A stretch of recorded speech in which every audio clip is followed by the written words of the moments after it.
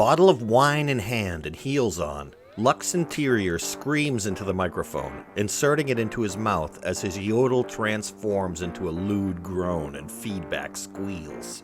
Lux rolls his eyes and brings his knees together with a shudder. His pants are falling down. Scowling, drenched in red light, his partner in crime and guitarist Poison Ivy smolders as she coolly delivers a Link Wray-inspired guitar solo, deceptively simple, sultry, and dripping with overdriven reverb. The Cramps burned themselves into the cultural consciousness with their raucous rock and roll and hilarious sexual double entendres. But who were the Cramps? And were they a punk band, a goth band, or something else entirely? This is the touching love story of Lux Interior, Poison Ivy, and their beautiful baby band, the Cramps. If you ever saw the Cramps play live, or if your band ever opened for them, drop a comment below and tell us your story. Lux Interior was born Eric Lee Perkaiser on October 21, 1946, in Stowe, a northern suburb of Akron, Ohio. Eric grew up steeped in the more deviant threads of popular culture. For one thing, horror movies and 1950s creepy sci-fi films were an obsession. The trashier, the better. Young Eric watched hours of horror movie marathons, and he went to every freaky flick he could. But his father firmly put his foot down when it came to a film titled The Brain Eaters. I remember my dad saying, "The Brain Eaters? I'll be goddamned if I'm gonna let him go see The Brain Eaters. He's f***ed up enough already." Eric was a huge fan of a radio DJ named Pete Mad Daddy Myers. Mad Daddy had frenetic energy and spoke in rhyming rock and roll slang on his show out of Cleveland's WHKK. Mad Daddy was a horror host, weaving in spooky references and bits between the rock records he played, and dressing in ominous black cloaks and publicity stills for the show. There's links to some of his radio shows below in the description.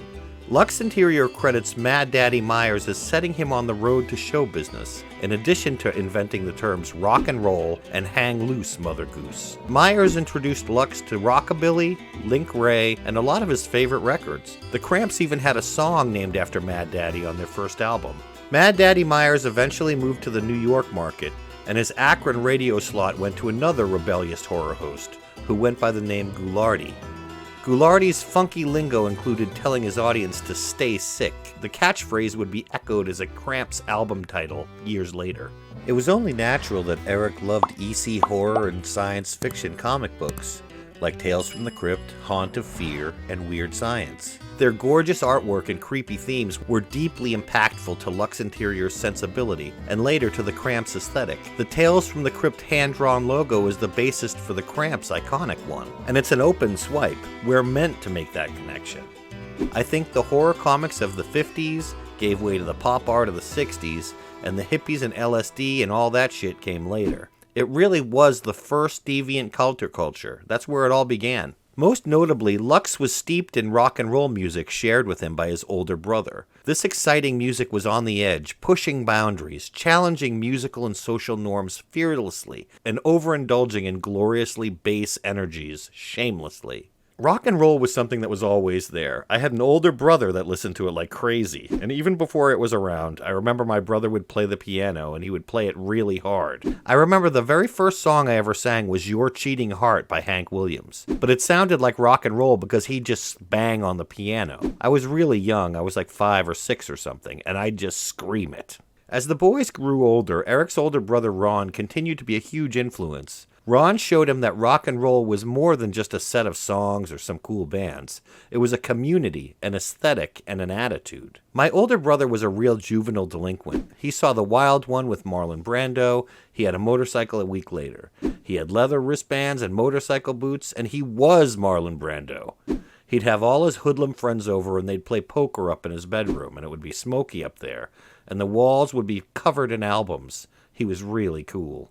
Young Eric idolized Ron and his friends. They influenced his musical tastes as well as his personal sense of fashion. They were goths before there was a word for it. The hoods in the 50s wore all black clothes as tight as they could. There were no stretch pants then. They would wear pants tighter than mine. They would break the seams trying to get them on and peg them that tight. But that's what got me interested in black clothes. There was a rock and roll venue near his childhood home, and 10-year-old Eric would catch live shows there every chance he could. They had a thing called the Doghouse every Saturday night. This was in the 50s when I was about 10 years old. I'd go and look in the window and I'd see all these bands. And that's when I decided I wanted to be in a rock and roll band. I'd watch them play, and then when they were coming out and loading their equipment, this guy came out with a cigarette, and this cop says, "Hey, no cigarettes!" And the guy just went and threw it right down at his feet and walked away. That's the moment I knew I wanted to be in a rock and roll band. It took me forever afterward to do it, though. As the 1960s drew to a close, Eric realized he had to enroll in college. Really, he did it to avoid the draft. So Eric packed up, left home, and headed to Sacramento State University.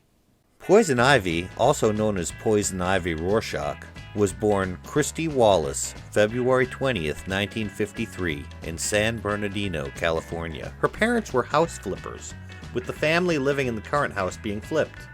This meant a constant stream of possible buyers came through their homes, looking at them. Ivy would later describe it as being like living in a zoo. Her mom was a designer and very creative. Christy kept to herself, enjoying the simple childhood pleasures of putting clothing on her cats, blowing up Barbie dolls with firecrackers, and building little villages out of paper so she could burn them down with matches.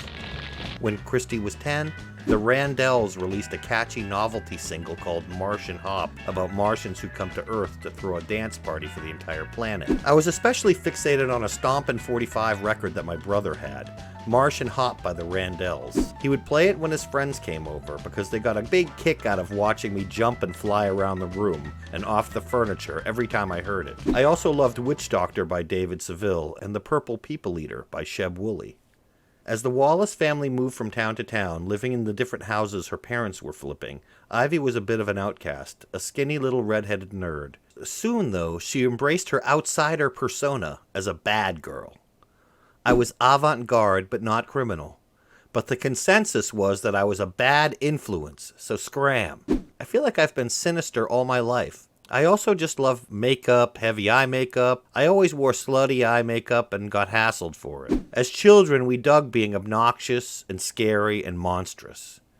I was a misfit, one of those loner ones. You either let it get the best of you, or else you start digging it and wallowing in it. Like Lux, Ivy's musical path was influenced by an older brother. He introduced Christy to the dangerously cool music of Link Wray and turned her on to surf instrumentals in general. I learned a little when I was young, but not a whole lot. My brother played some guitar and he taught me how to do pipeline riffs and some chords, but other than that, I've never had any lessons. I just started picking out songs on my own. Christy became, and remains to this day, obsessed with the classic song The Lonely Surfer by Jack Nitzsche. I've had a lifelong obsession with Jack Nitzsche's Lonely Surfer since it first hit the airwaves. I'm sure that's why I play guitar now. I think it's the most perfect recording ever made. When I listen to that, I literally can't talk. I just turn off. It's so perfect, like cathedral architecture. She started going to concerts regularly, seeing Hendrix, the Kinks, Yardbirds, and more. But it was a Bo Diddley show that changed her life. On rhythm guitar was Norma Jean Wofford, the Duchess. I saw Bo Diddley with the Duchess at Memorial Auditorium in Sacramento opening for Quicksilver Messenger Service. That did it. She was in gold lame. That just burned through my brain permanently. So I had pants made and high heels. If I'm not wearing boots, I wear high-heeled mules because she wore them. Christy might have been a bad girl, but she was smart enough and did well enough that she was accepted at Sacramento State University. And so came a time when Eric and Christy both enrolled at Sac State.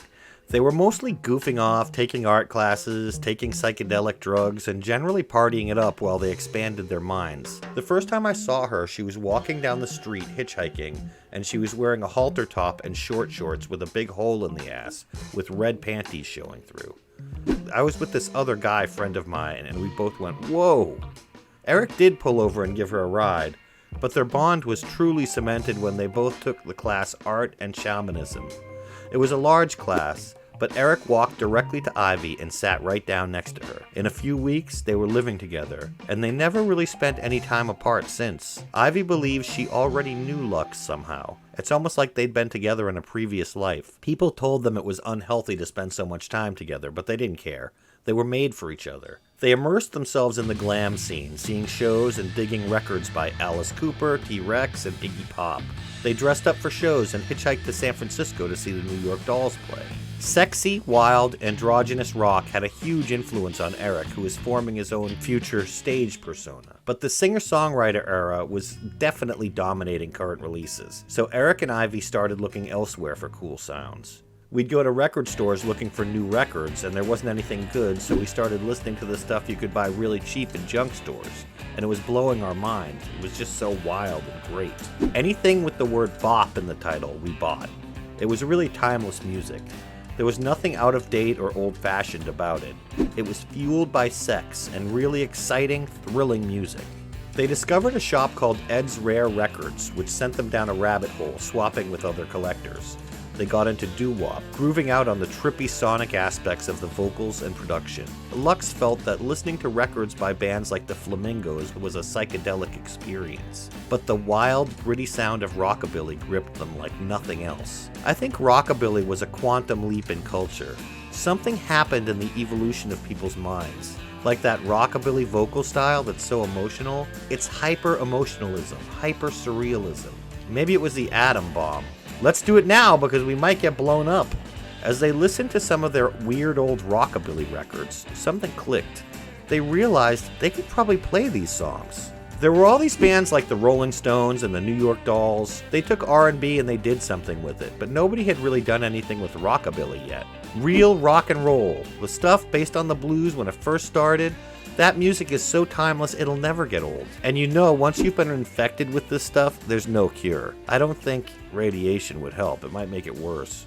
The pair delved even more deeply into obscure old records. They even made a pilgrimage to Sun Records' warehouse for a warehouse sale. Their car barely made it, but they scored some incredible sides for their collection and brought back extras to trade with other collectors. Eric and Christy never really fit in California, and there was some kind of a legal problem, so the two fled Sacramento for Eric's hometown of Akron, Ohio. They got jobs at a circuit board factory to fund their record hunting and tickets to rock and roll shows. They discovered the work of Charlie Feathers, an underrated Sun session musician. They would later cover his song I Can't Hardly Stand It in The Cramps. They got into Ricky Nelson, who brought the drug-crazy weird world of rockabilly into the clean suburban homes for the whole family to enjoy. Around this time, Ivy bought Lux a Univox Super Fuzz pedal and taught him Baby Strange by T-Rex. They talked about a band. Now they were finally rehearsing in the attic of their record-filled house in Akron. When they went to see T-Rex, Lux was blown away.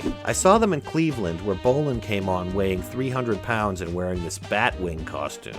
He was beating his guitar with a whip. Holy shit, I thought, this guy's my idol. When Lux and Ivy read about the new club CBGBs in Rock Sound magazine, they knew they had to check it out. They made 2 speed-fueled trips to New York in late 1975, seeing the unsigned band's Television and the Ramones play. It was eye-opening.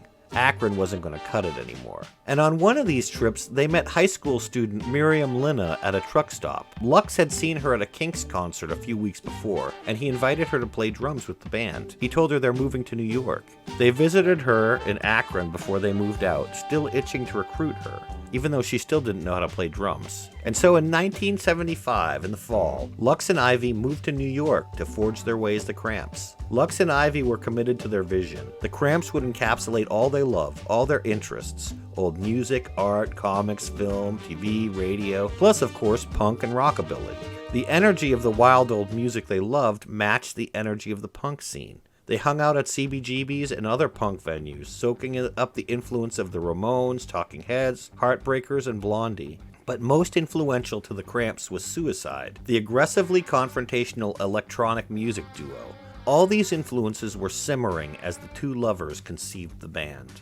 Ivy thought of the name a long time ago, in '74 or something.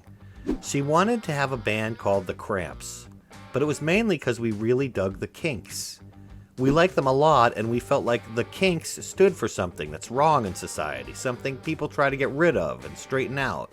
We were trying to think of a name like that, like what would the American counterpart be? And we came up with The Cramps, and we made it a household word. For his part, Lux Interior had pulled his own pseudonym from the pages of a magazine, specifically a car ad. Poison Ivy Rorschach says her name came to her in a dream. The last name Rorschach, of course, comes from the Rorschach test.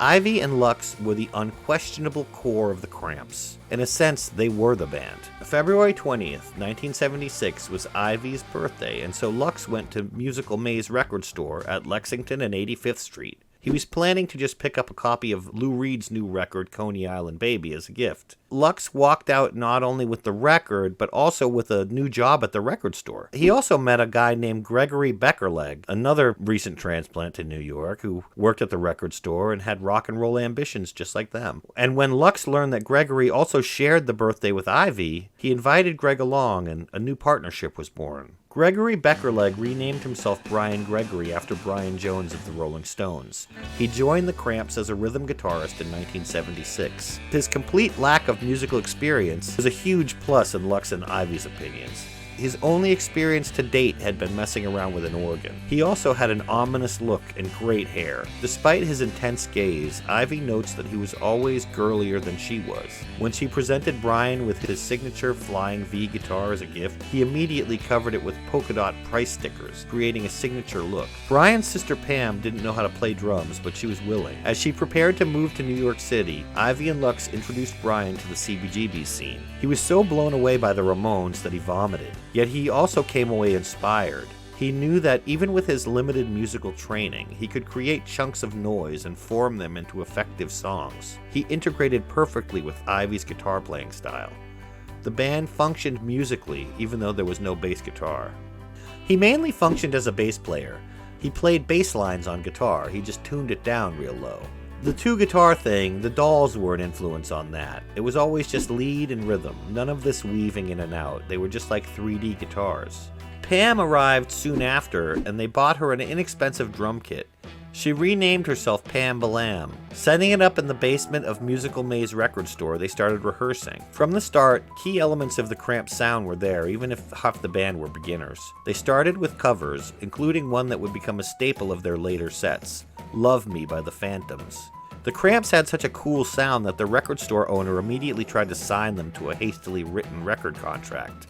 They refused, playing cover after cover, forming their sound, embracing the strangest novelty records others had dismissed and turning them into groovy, dark smokers. Though she wasn't with the band for long, Pam Balam's heavy rocking tribal sound would go on to provide a template for the band's rhythm section. Her drums led them to a rendition of TV Set, an early original and later one of their hugest hits. But Pam eventually lost interest in the band and quit. Around the time that Pam left, Ivy got sick of working as a cocktail waitress. She was offered a job at the Victorian, a fetish club, working as a dominatrix. She snapped up the offer. Soon she was making a lot more money and also formulating her sexy, menacing stage persona that would come to mean so much to the Cramps, both for their stage show and album covers. The Cramps took on a new drummer, student Miriam Linna, that Ivy and Lux had met years before at that truck stop. Lux handed her a pair of drumsticks, and it was go time. Amazingly, Miriam was able to pick up where Pam left off, quickly getting the rhythmic approach and training herself to play at the same time. The Cramps' first show was a Monday night audition headlined by their friends the Dead Boys. It was at CBGBs. The owner, Hilly Crystal, was not a big fan of the Cramps, but the Dead Boys were hot at the time, so he tolerated the Cramps' inclusion. In a classic newbie move, the Cramps put brand new strings unstretched on their guitars right before the first show, ensuring their guitars would go right out of tune and require constant adjustment throughout the gig. But the set was relatively well received, with songs that would go on to become Cramps standards, like I Was a Teenaged Werewolf and TV Set. But Hilly still bore a grudge against the Cramps for whatever reason, and he refused to book them again. A lot of people saw us, as chaotic as we were, including Peter Crowley, who booked Max's Kansas City. He loved us and immediately booked us. Peter Crowley said, "I want to book you every Saturday night from now on."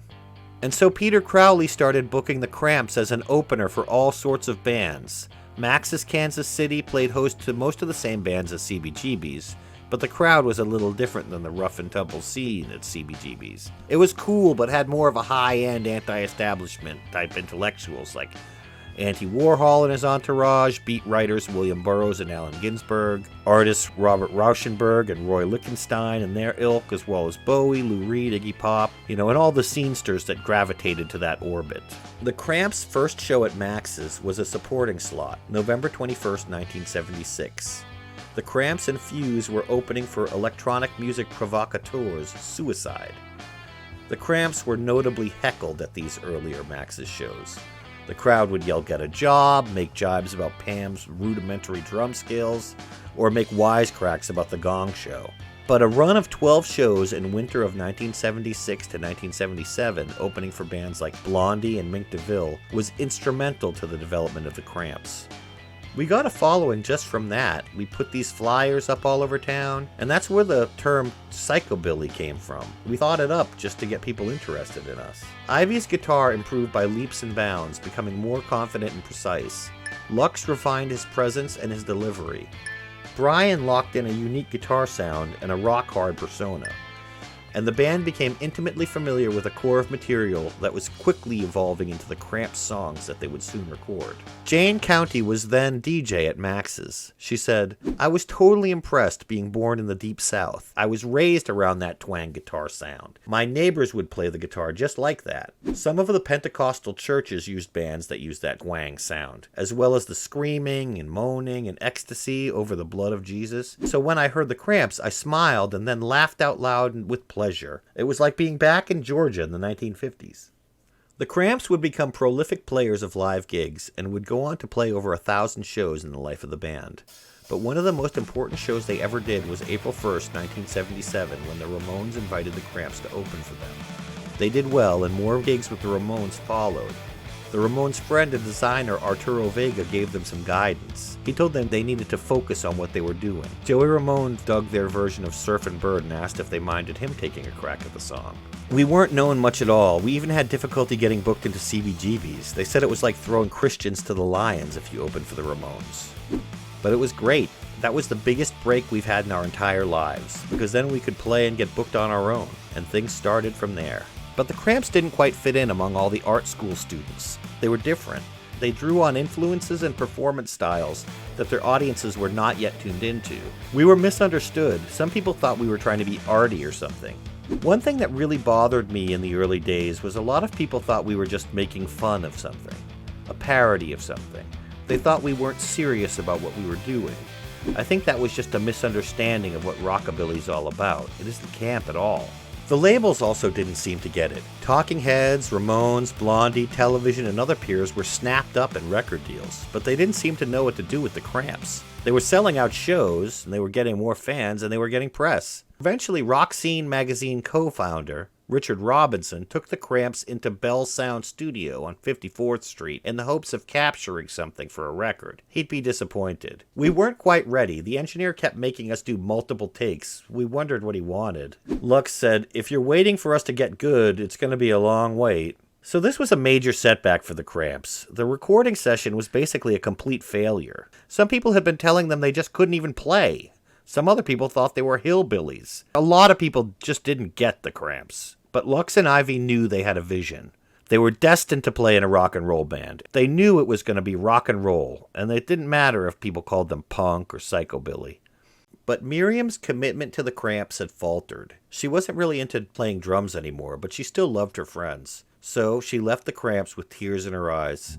Miriam knew a guy she said would be a perfect drummer for them.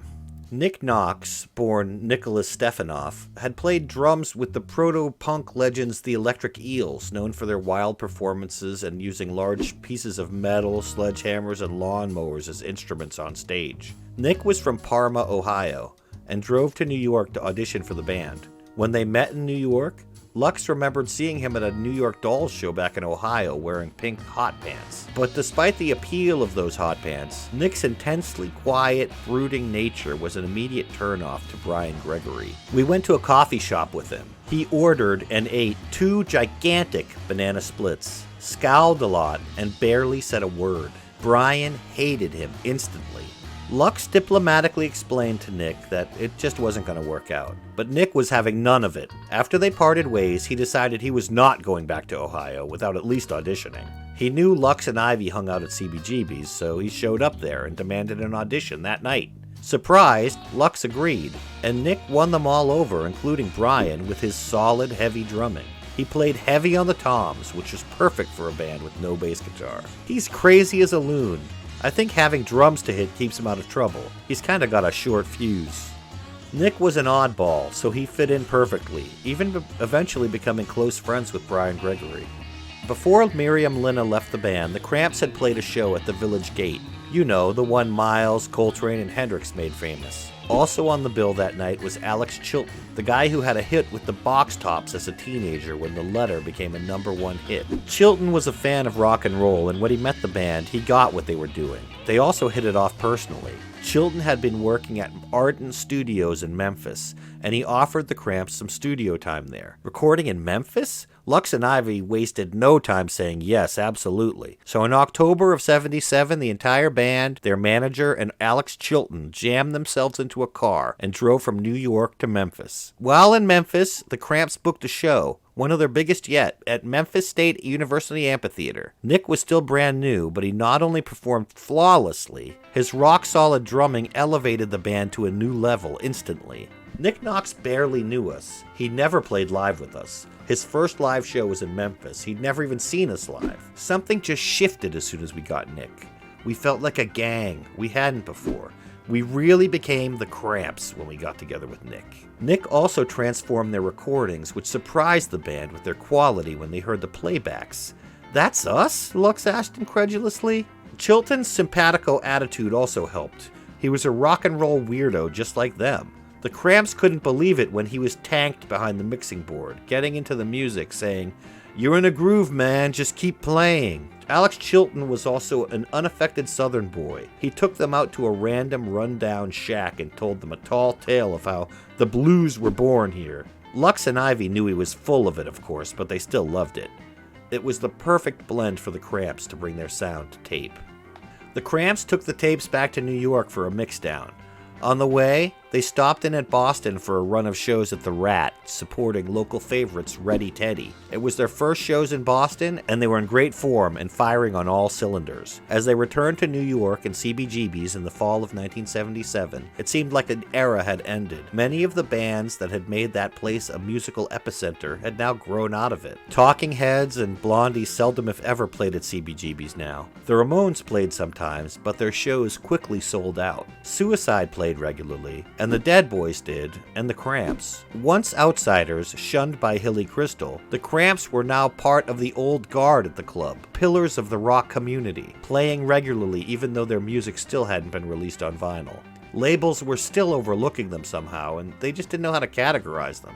Finally, using the material recorded by Chilton, Television's manager Terry Urgh released their first 2 debut singles on his Urgh Records in 1978. They were Surfin' Bird, backed with The Way I Walk, and Human Fly, backed with Domino, which featured a thin paper sleeve hand-painted with glow-in-the-dark paint. The Cramps were playing around New York regularly, and they were a fixture on the scene now. They connected with Sex Pistols producer and innovative guitarist Chris Spedding, who had moved from the UK to New York and had played with various jazz and bubblegum pop groups since the 60s. We were huge Spedding fans. He influenced my playing. I didn't know prior to seeing him live that if you had a smaller amp, you got a wickeder tone. I saw him play and he had just a tiny amp. It might have been a 10-inch speaker, and he got this awesome sound. Now, any records we make, I just use this tiny valve amp. They were big fans of his work, so Ivy and Lux readily agreed when Spedding asked them to record a few tracks at Hot House Studios in Midtown. The resultant tracks were excellent, but the Cramps were not thrilled about the sound quality, thinking it was a bit thin. Lux and Ivy would release Mad Daddy backed with Rocking Bones from that session. Bootleg tapes of those recordings resurfaced later, called Tales from the Cramps. From a poor source tape, multiple generations from the master. The bootleg is distorted sounding, with some songs running too fast or too slow, in mono when they were mixed in stereo, etc. The Cramps' momentum further increased when they were booked to open for the Clash at the Palladium in New York for a stop on their Pearl Harbor tour. Apparently, Joe Strummer had seen them at Hurrah, and he said they were the best American band he'd seen. Strummer specifically requested the Cramps as his opener in New York. Also on the bill was Bo Diddley, much to the delight of Lux and Ivy. The show was a smash hit, packed to the rafters with fans, with the balconies literally swaying. Ivy said the Clash were like an atom bomb on stage. Bryan Gregory, a huge fan of the Clash, was absolutely thrilled to be playing with them. They followed this up with a pair of sold-out shows at Other Mask in Hollywood, with the Dead Boys, Richard Hell, and Wall of Voodoo, and then a sold-out show at the Troubadour in LA. Every label rep in town seemed to be in attendance. Apparently, the record labels had finally woken up to the Cramps. Well, they'd have to deal with Ivy. She was managing the group. They'd had bad luck with managers. Miles Copeland of IRS Records offered the Cramps a deal that would include releasing their previous singles as a 12-inch and arranging a UK tour with the Police. Miles's brother Stuart Copeland played with the Police, and they were promoting their first record, Outlandos d'Amour. Copeland also had a UK label called Illegal Records. This would allow him to release UK bands in the States and vice versa. The Police tour was, all in all, a positive experience. The Police treated the opening band well, allowing them to have sound checks, which was apparently rare at the time. The bands got along well, but the audiences weren't always receptive to the Cramps. They sounded a lot different than the Police. Critical acclaim was also uneven for their appearances at the Police shows, but the Cramps had started to build a UK following regardless. Listeners that would come to be a huge portion of their fan base. They did a couple solo nights while in London, and had a hugely positive response. One reviewer called them New York's classiest export since the Ramones. After the tour, Copeland's label issued the Cramps' first EP, Gravest Hits, on IRS Records. It consisted of the first two singles and also Lonesome Town, another track recorded by Chilton at Ardent back in '77. The record wasn't a runaway hit initially, but it provided a vinyl cornerstone to the legions of would-be Cramps fans who didn't have access to the concerts. And it was the start of what would come to be a robust discography. This album has been repressed more than a dozen times and sold steadily for decades. The Cramps continued touring in the UK as a solo act to further promote the record. Their UK fan base was growing steadily, and they were feeling great about their successes.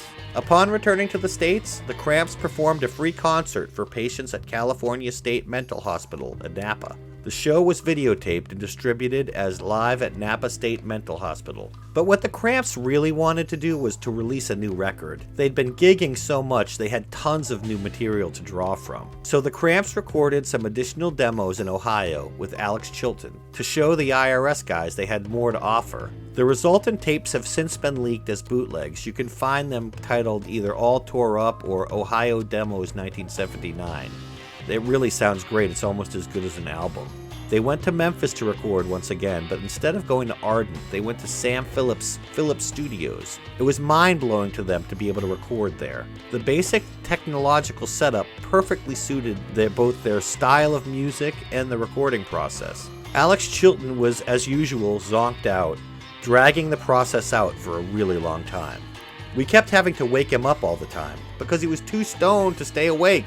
The Phillips engineers didn't want to work with Chilton because he was too stoned and too weird. They also didn't like the Cramps' music, and they wouldn't even let Alex touch the mixing board. We finally threw out all the engineers, and Alex, Ivy, and I went in, did all the plugging in of all the chords, all the engineering, and what we came up with is probably an engineer's nightmare. That's part of the Cramps. Nothing's a big deal. Recording studios aren't a big deal, and technology isn't a big deal. Chilton was such an insane perfectionist he was begging to re-record and remix the entire album for free the night before it was to be mastered. Ivy and Lux turned down his generous offer and sighed a breath of relief when their first album finally went to press. The much-anticipated Songs the Lord Taught Us was released with a slew of singles, each pairing Garbage Man with a different B-side. It was released in the UK and the US at the same time. As the Cramps toured the UK in support of the new record, they stopped to record a Garbage Man promo video in a real abandoned English crypt. They also came to the pleasant realization that they had a rabidly enthusiastic fan base in Scotland already. As the tour expanded and they played their first shows in France, they had another pleasant surprise. For once in their lives, the audiences understood the roots of the music they were playing. Someone finally got it. The French got it. After the Cramps wrapped their European tour, they returned to the States for the US leg of the tour. After a pair of shows in San Francisco and Berkeley, California, they woke up to find guitarist Bryan Gregory had unexpectedly quit the band. Lux smoked opium with him after the show, said goodnight, and in the morning, Bryan Gregory was gone. He had also apparently absconded with all the band's gear, leaving them in the lurch mid-tour. We were freaked out when he first left on account of Brian Jones leaving the Stones. I was sure he was going to be at the bottom of a pool somewhere. Brian and drummer Ike Knox both had a persistent heroin habit. Brian's tough guy persona covered a fearful person who was also extremely paranoid. He felt he should have been a bigger star. At the same time, he was so messed up, he would forget how to play the songs in the studio and on stage. What wasn't known publicly was at that point we wanted to finish off the tour and then say no more Cramps. We weren't changing, but he was. He was really grossed out by us. He kept saying, "Don't you want to make it? Don't you really want to make it?" It was all fashion to him. Brian always thought of himself as the new Brian Jones. He collected pictures of him, idolized him. His whole thing was pretending to be Brian Jones. I once told him that Bryan Gregory was bigger than Brian Jones because he was alive, but he just wasn't satisfied being Bryan Gregory. He wanted us to do political songs because at that time the Clash had Sandinista out and they were big. He thought this is what you do to make money. In the final analysis, Brian didn't understand us. He didn't know what was going on in our heads and it freaked him out. I tried to be his friend for as long as I could. He didn't know what was going on anymore. We would never do anything to Brian. He just got paranoid about everyone around him.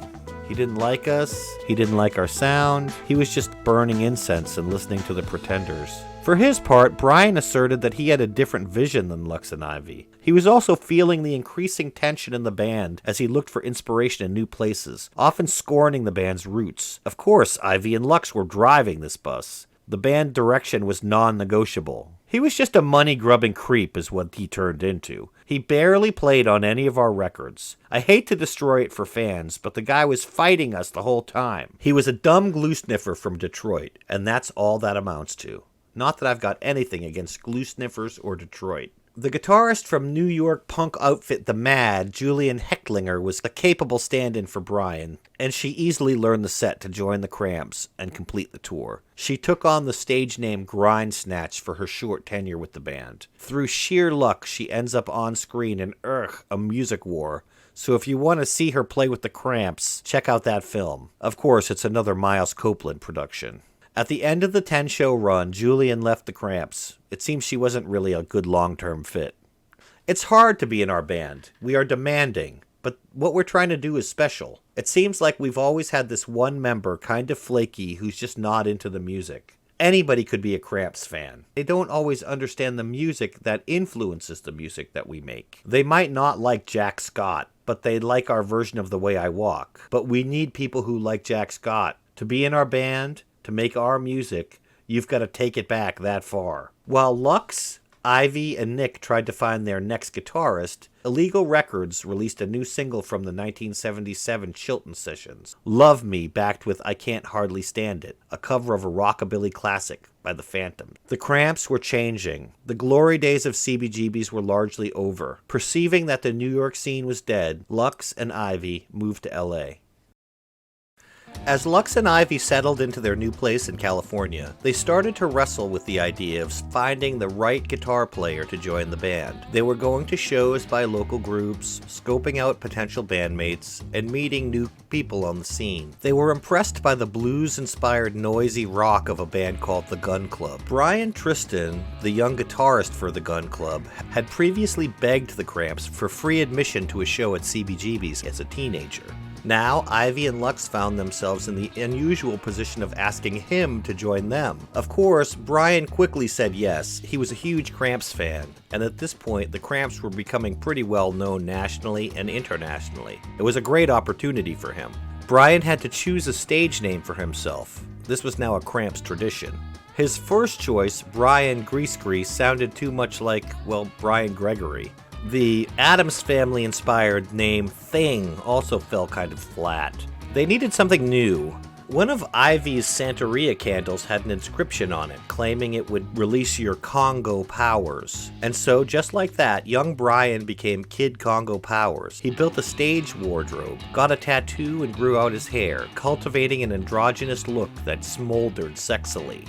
As Kid Congo Powers got his externals in order, the band also got him up to speed with the substance of the thing, the songs. They taught him the old covers, the band's classics, and some new material for the upcoming record. I wasn't really a proficient guitar player at the time. The good thing is that Ivy taught me a lot about rockabilly and rhythm and blues scales, because I had to play a lot of things with bass lines, so I practiced a lot. I remember thinking, God, these songs are so hard. How am I going to remember all of them? They gave me my first fuzz pedal. I'd never used a pedal before. I started learning songs and trying to add my own version of what I thought they should sound like. They were going through a period of psychedelic rockabilly, and they were also quite oozy and sexy. There was no bass guitar. I went for that really fat Urgh kind of sound. Kid's inaugural gig at London's Lyceum on December 14th, 1980 was reportedly a wild ride. 18 songs exploring the past, present, and future of the Cramps, with the brand new guitarist blazing along, if a little unsteadily sometimes. The crowd loved Kid Congo Powers. Even the die-hard Bryan Gregory fans were converts. The new guitarist seemed to be a success. As 1981 started, Lux and Ivy were ready to embark on their second full-length album, but rather than get embroiled with serial time-waster Alex Chilton again, Ivy and Lux opted to produce the record themselves. So they booked time at A&M's Hollywood studio. They'd self-produce with an assist from engineer Paul McKenna. It was much easier than working with Alex. 10 days and mix it and everything. It was $9,000 that we did it for, pretty cheap. We spent the rest on drugs. Kid was learning fast in this new environment. Ivy was a mentor, guiding him through the process of recording the album. Without any other producers constraining them, the Cramps worked quickly and efficiently. They knew what they wanted, and they had an established approach. For about half the album's songs, select some choice unknown tunes and crampify them. Many of these covers became the Cramps' biggest hits. For Psychedelic Jungle, they leaned into a 60s garage rock sound, as opposed to rockabilly. Ronnie Cook and the Gay Lads' 1962 song Goo Goo Muck would of course become one of the band's most enduring hits. After a few shows in smaller venues, including CBGBs to warm up Kid Congo Powers, this new version of the Cramps embarked on a tour of the UK and Europe to coincide with the March 1981 album release of Psychedelic Jungle. While the band was getting a mixed reception from reviewers in the States, their fans were beyond convinced. In the UK, shows were selling out quickly, and both the critics and fans were enthusiastic. They were some crazy magic voodoo shows, and Lux did incredible things on stage that were so dangerous and crazy. From jumping off of stacks, swinging a microphone around with the lead so long that you thought he was going to decapitate you, but he never did. He would tie my legs together with the mic cord and drag me around the stage while I was still playing, during Surfin' Bird usually. And if the reception was wild in England, it was nothing compared to the insanity that awaited them in France. We are like the Beatles in France. We go to France and it's incredible. When we were in Paris, there's riots when we play. That's how it should be. We played a place that could hold 1,000 people, so a lot of people didn't get in. There were so many people outside, they broke down the big plate glass windows. There were people climbing through the windows, and by the second song, the entire stage was completely invaded. So that European tour was a huge success, if a little insane. A few US dates upon their return culminated in a blazing performance on July 25th, 1981 at LA's Roxy. During Sunglasses After Dark, Kid Congo Powers bent over the candles on his amp to put on his sunglasses. His hair caught on fire, causing the crowd and the band to panic. Luckily, Kid was quickly extinguished and he was largely unscathed, but that was a pretty auspicious end to a crazy tour. As the Cramps kicked back for a well-deserved rest, IRS Records released a clear yellow single of Goo Goo Muck in both the US and Europe. Illegal Records then released an additional single for UK fans, the wrestling theme song The Crusher, backed with two unreleased songs, Save It and New Kind of Kick. Little did they know, those singles would be the last releases from the Cramps for a while. Against their will, the band would not release another record for the next 2 years. Lux and Ivy were not happy with IRS Records and with Miles Copeland. For one thing, they said they were promised a $10,000 signing bonus, which they claimed to have never received. And when they released A New Kind of Kick, It was without the band's permission or knowledge. That was only supposed to be a demo. We'd written the song the day before we were in the studio, and it really didn't belong to IRS Records. But because we did it at A&M Studios, they just took it and put it out. And it was half-baked.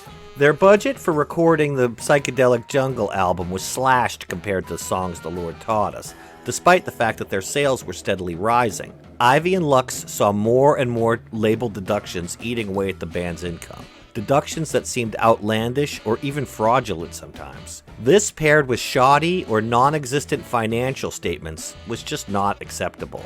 They were really unhappy with the record company for whatever business reasons they had. They felt misunderstood by them. They felt cheated. They felt like they weren't getting legal statements that were correct, and lawsuits started to try and get all the correct information. So in early 1982, the Cramps sued IRS Records for a cool $1 million. It was mostly driven by a desire to get away from IRS Records and Miles Copeland. We've noticed this with record companies. Even though they want to be in the business, they feel jealous of their acts, and they hate their acts. They act like spoiled brats because you're trying to make your career go right or something. Doing battle with IRS Records meant there would be no more support from the label, and they couldn't release any more records until it was resolved. A dearth of Cramps records coming out meant even more bootlegs began to flood the market. They ranged widely in audio quality, with a lot of them being extremely poor recordings of shows and sound checks. Packaging ranged from the slickly professional to the insane-feeling fan boots. Song titles are often intentionally incorrect to convince fans that they have something new in their hands. With all official Cramps releases throttled, Miles Copeland was at a distinct advantage. The band, however, was not without their own resources. They had themselves, their talent, their music, and a still growing fan base. So they started playing lots of shows with bands like Bauhaus, Echo and the Bunnymen, and more. Daniel and I watched them from the side of the stage, and it was an extraordinary performance. It was very exciting, electrifying, I would say. And we were particularly enamored of Ivy. She certainly had a stage presence, to say the least. And we loved the way that she would teeter across the stage in her high heels and very sort of delicately, but with a kind of self-assurance, tap on her fuzz box. And then this monstrous sound would issue forth. And then Lux next to her was also on fire.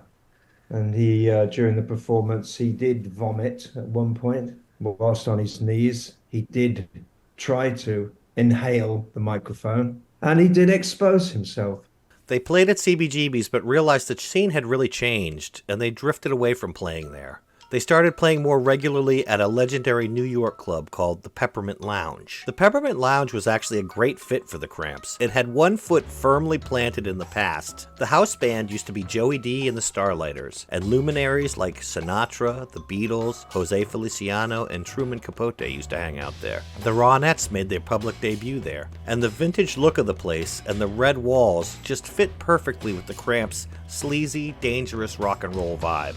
And even though they couldn't release it, convinced by their new manager, the Cramps recorded a demo of some covers of one original song, Call of the Wig Hat. It was a tribute to one of Lux's old radio heroes, Goulardi. And they also did drugs. Nick was particularly into heroin, and Kid Congo Powers got into it as well. Nick's problem had gotten so bad he developed issues in one of his eyes and had to have eye surgery. The only person who ever shot me up was Nick Knox. He lost his eyesight in one eye from doing dope, so that kind of scared everybody. We didn't do it anymore. With no more recording dates on the horizon, Kid was hanging out with Jeffrey from the Gun Club more, doing more heroin, and drifting apart from the band. When an opportunity to tour Australia with the Gun Club presented itself, Kid Congo Powers jumped on it. And just like that, he was out of the Cramps and back in the Gun Club. He retained his stage name, though. They parted on good terms. There's been lineup changes, but the Cramps will never change. Usually when a band has lineup changes, it's because they're changing direction. But with us, we get rid of the ones who change, and we keep it pure. But the Cramps were seemingly dead in the water. Unable to release new material or move on from IRS Records, they were now also unable to play live shows in the absence of a guitarist. To make it even worse, Miles Copeland had a plan to further capitalize on the paralyzed rockers. Without the Cramps' consent or participation, Illegal Records scraped Gravest hits and the 4 singles the Cramps had recorded with them and threw them all together on a compilation called Off the Bone. The collection came out in the UK in May of 1982. The music is fantastic, of course, as is the 3D cover art by Graham Humphreys. And sure, the Cramps would ostensibly be paid royalties, but they had no say in the record and no input. The following year, Bad Music for Bad People followed, basically a US version of Off the Bone. That classic Cramps record was many American fans' first exposure to the Cramps, but it really was released by bad people, against the will of the band. Finally, almost 2 years after they filed suit, IRS Records settled with the Cramps for an undisclosed sum. Finally, they were free. They had a ton of songs ready to record, and they were dying to get a new record out. Ivy was looking for a record label she could trust. She also had recordings the band had made at the Peppermint Lounge during their hiatus. She was managing the band again, and she and Lux were determined to do things their way. Nick's cousin, Mike Medoff, played guitar with the Pagans, and they'd opened for the Cramps a few times. As the Pagans broke up, Mike became available and was invited to fill the second guitar slot in the Cramps. He was renamed Ike Knox, and he stepped up for live shows as they prepared to drop the new record. Ivy approached Big Beat Records' Roger Armstrong to see if he might release some of the live Peppermint material as a record on his label in the UK. Armstrong agreed, and Ivy licensed it in the US through Enigma Records. Smell of Female was the name of the album. An EP, really. A brief yet glorious 12-inch that spins at 45 RPMs. New Rose Records in France agreed to release the music as a cunningly packaged multicolored set of 7-inch singles, with an additional bonus track. Ivy and Lux were thrilled with their comeback disc, which dropped in November 1983. I think this record is closer to the core of what we're all about. It's less confusing than some of the other records we've done. Like on the first album, we'd done Teenage Werewolf and Human Fly, so a lot of people said we were a horror movie band, period. Then we do some rockabilly songs, and people would say that we were a rockabilly band, period. And they'd finally found a label that understood the band.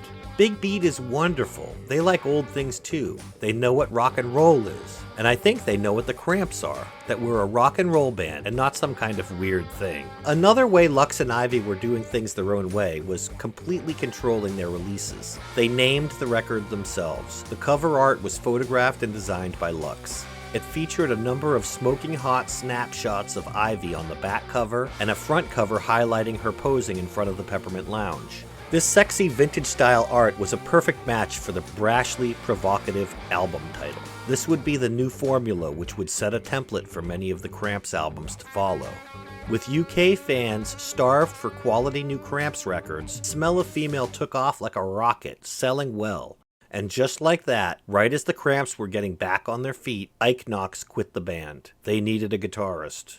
Again. We auditioned a lot of people, but no one was cool enough for us. We're looking for someone special, because we're like a gang. Bryan Gregory even called Nick Knox and asked him if he could rejoin the Cramps. The other three laughed at the very notion, and the search for a guitarist, the right guitarist, stretched into early 1984. Finally, they persuaded Ike Knox to return, if only to tour with them. They did a few shows and a short residency at the Peppermint Lounge, a perfect way to kick off the tour in support of the live record recorded there. They were even more popular than before, leading Lux to speculate if people thought that might be the last time they'd see them on tour. The band headed back to England, appeared on Channel 4's show The Tube, and had a run of successful shows. This culminated in 4 sold-out nights at Hammersmith Palais, May 27th to 30th, 1984. They returned to Paris and did more wild shows at the El Dorado, the place where the windows got smashed. The windows didn't get broken this time, but Ivy's guitar did. That led her to get a hollow-bodied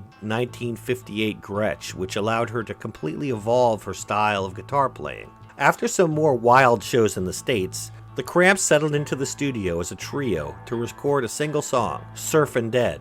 It was an original they penned for the film Return of the Living Dead. Lux, Ivy, and Nick recorded it as a trio, and then Ivy multi-tracked a bass line over it. October 1984 saw them play an incredible doubleheader with Screamin' Jay Hawkins. It would be Ike's last show with the Cramps, and they closed 1984 looking once again for a guitarist. 1985 saw Lux and Ivy delving deeply once again into their personal inspirations and interests, records, films, art, and serial killers. They produced some music for other bands, and Ivy negotiated deals for the next Cramps record with Big Beat in the UK, New Rose in France, and a few other countries' labels. The USA took a back seat, with a likely Enigma license to follow an indefinite time later.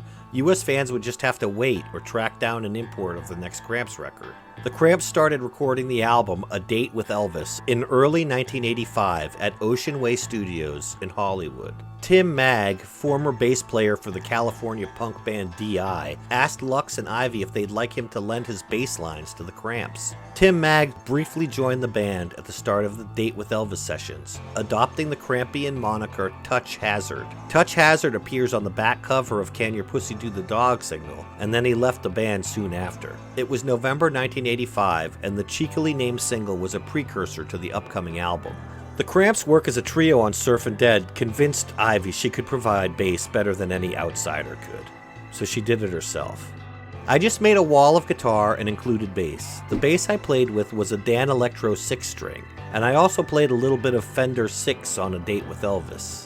I only played a real bass on one song, but I kinda dug it. It seemed even more prehistoric to me. Only 2 songs on this album are covers, the rest are originals. Ivy took over here, and this record shows it. It was a loving tribute to the king, in the Cramps style, of course. It's a tribute, but it's also what a date with Elvis would really be like. If you had a date with Elvis, what would really happen is he would give you pills and stuff like that, and then he would read to you from religious books. A real date with Elvis was a sick deal. It wasn't a convertible ride or anything like that. Nick, Lux, and Ivy became aware of a band in LA called the Hollywood Hillbillies. The Hollywood Hillbillies were pretty wild.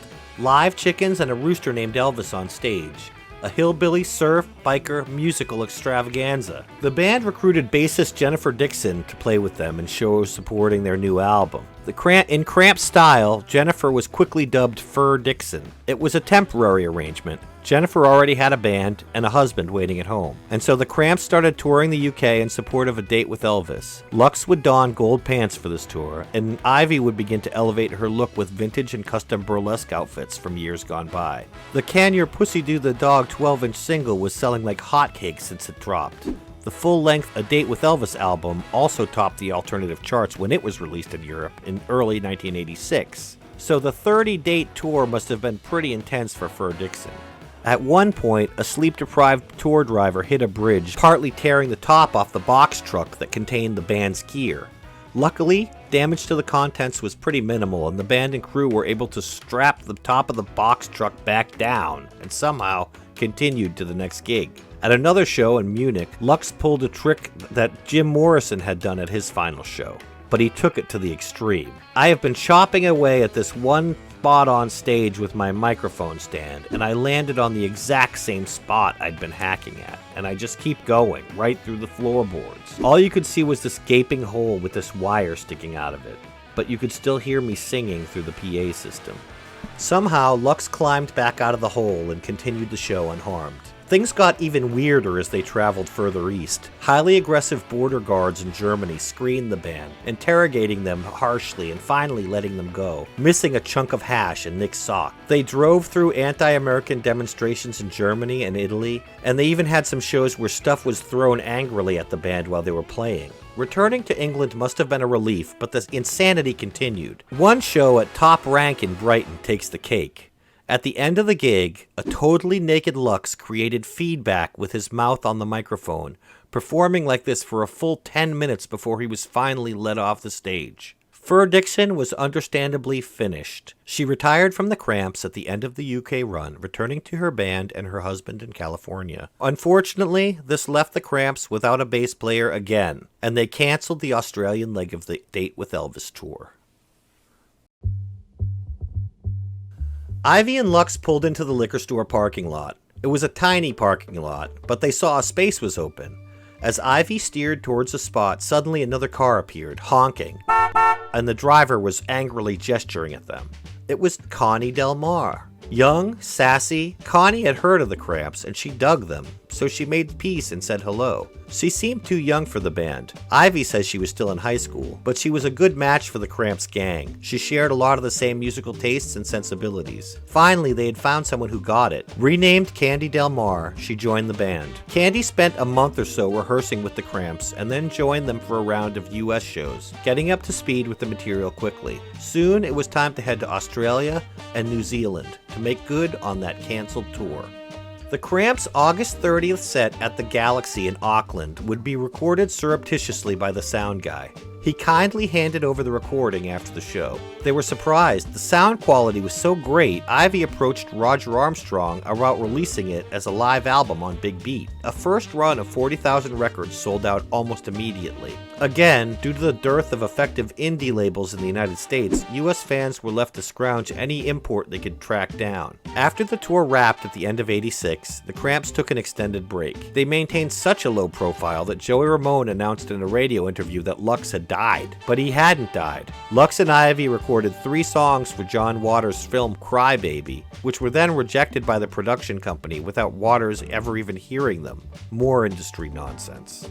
In October 1988, the Cramps convened at the Music Grinder recording studio on Hollywood Boulevard to record what would become their 4th album, but they were without a label. Arranging and releasing a record and then going on tour to support it was brutal to manage and execute. Ivy was determined to land a record deal. Finally, they came to a 1-record agreement with the one label they trusted in the US, Enigma.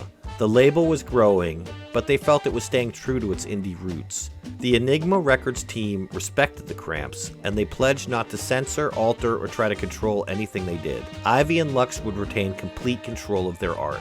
This didn't keep MTV from censoring the bejesus out of the promo video for Bikini Girls with Machine Guns. The record itself brought the Cramps to a new level. The precise bass lines of Candy added a new depth to the songs and freed up Ivy to focus on the guitar parts. Her production on the record is top-notch. Live and studio tracks are interwoven seamlessly with sound effects between. A couple covers and a tremendous jump-in version of the traditional shortening bread round out a set of spunky originals like Creature from the Black Leather Lagoon. We can play better now than we could before. Until Candy, we never had another band member that could play very good. We would always write songs and then we couldn't do them. But after a US and European tour supporting the record, Candy Del Mar quit the Cramps to pursue other band projects.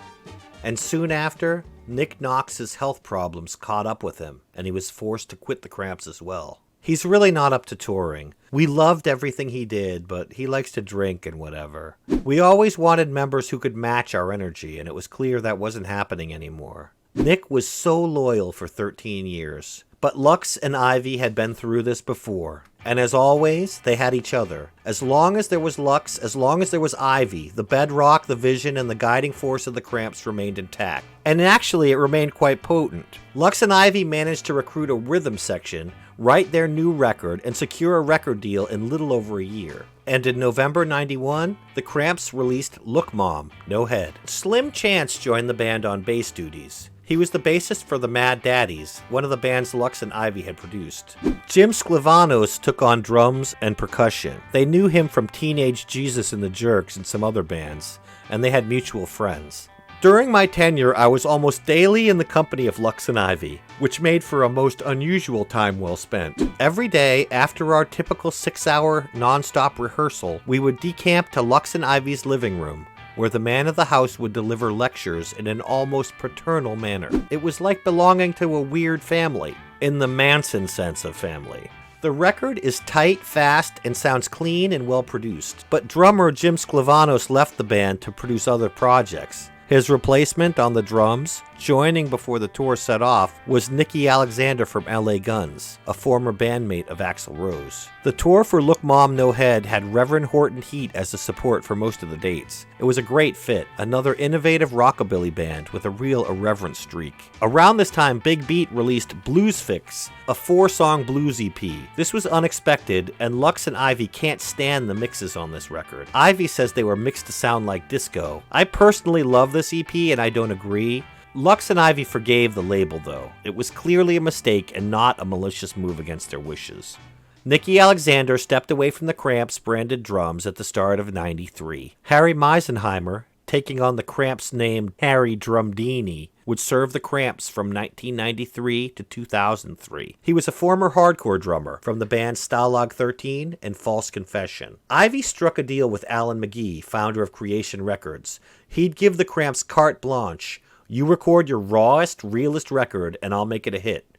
So they made Flame Job. Flame Job was recorded at Earl Mankey's Psychedelic Shop in Thousand Oaks, California. That's another name for Mankey's legendary home studio. The record was a tribute, partly at least, to classic cars. Lux collected cars, and he knew some things about fixing the old ones, but he hated doing it in reality because he often broke a nail. The tour supporting Flame Job brought them to Sac State, and in November 1995 it became apparent to anyone who wasn't aware that the Cramps were well and truly legends. Please welcome the Cramps! They appeared on TV twice that month. On Conan O'Brien as musical guests, and on Beverly Hills 90210, playing 2 songs at a Halloween party on the show. For longtime fans, this was a surreal moment. The Cramps contributed a track to Delphi Records' Delphi Does Mancini compilation, and celebrated their 20th anniversary as a band with a Halloween show at the House of Blues. They then went on hiatus for more than a year. As they started looking towards their next release, things went south with Creation Records. Ivy inked a deal with Epitaph Records, finally. It was a relief. Here was a label owned by the guitarist from Bad Religion with a bunch of punk bands on the roster who seemed to really get what the Cramps were doing. They'd already done the vinyl release for Flame Job in the US, and they did a great job, so it was full steam ahead. In May 1997, the Cramps started recording the album Big Beat from Badsville. By this point, Slim Chance had been playing bass with the band for 6 years, and had recorded on 3 albums, more than anyone but Nick Knox. Slim and Ivy's interplay here is sublime. The power of the early Cramps records is still in evidence. The cheeky sexual humor, the shocking monsters, and the raw rock and roll. But the production and musicality of the stuff had gradually evolved. Lux and Ivy still controlled the imagery around the record, with Lux shooting photos of Ivy for the front cover, and Ivy shooting photos of Lux for the back. He was 50 now, and they seemed to be slowing only barely. Ivy still looked amazing and young. Lux was still jumping off of speaker stacks at shows and partying almost every night. The power of rock and roll seemed to be sustaining them. Then, Slim Chance quit the band. Slim had been with them for 6 years, and the band had been stable and unchanging for the last 5.5 years. A period of quiet followed, with many wondering what had happened to the Cramps, when in summer of 2002, Lux appeared in puppet form on SpongeBob SquarePants. In August, the band announced they had hired bassist Scott Chopper Franklin of the Joneses. The Cramps weren't done yet.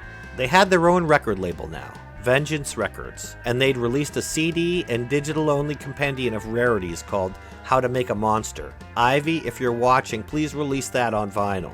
Anyway, so now they had a label, and they set to recording what would become their last record. 13 tracks, with the band honed razor sharp and the vision of Ivy and Lux undimmed. Some consider this to be one of their best albums. They remained as relevant at the end as they did at the beginning, which is remarkable. They never became a legacy band. They were the Cramps. They toured in support of the Fiends album, and they actually did a lot of dates that year. And they also toured in support of How to Make a Monster. But their November 4th, 2006 show at the Marquee Theater in Tempe, Arizona would turn out to be their last concert. On February 4th, 2009, Lux Interior, aka Eric Lee Perkaiser, died of an aortic dissection. He was 62 years old. Poison Ivy still lives in Glendale, California. Check out this one on Johnny Cash's prison concerts, or check out this other one. It was selected just for you by YouTube's team of friendly robots.